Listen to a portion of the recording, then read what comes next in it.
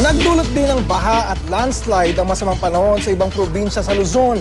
Sa Benguet, 3 bahay ang natabunan ng lupa nang gumuho ang isang bahagi ng bundok. May news to go si Salima Refran.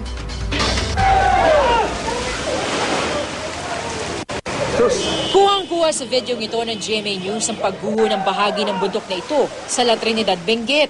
Lumambot ang lupa sa bundok dahil sa walang patid na pag-ulan. Bago nito, nagkaroon ng isa pang pagguho. 3 bahay sa lugar ang natabunan ng lupa. Pag-iwan ko, bumabagsak yung mga maliliit na bato. Pagkatapos doon, bumagsak yung malaking bato. Tapos may nagsisigawan, lumabas kami, lumalabas na yung mga tao. Magsitakbuhan sila.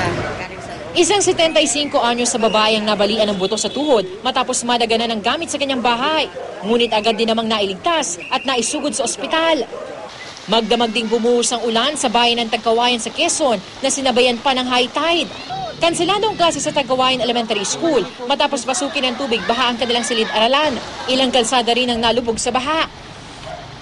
Sa bayan naman ng Del Gallego sa Camarines Sur, ilang barangay ang hindi na mapuntahan kasunod ng pag-apaw ng ilog ng Mansalaya.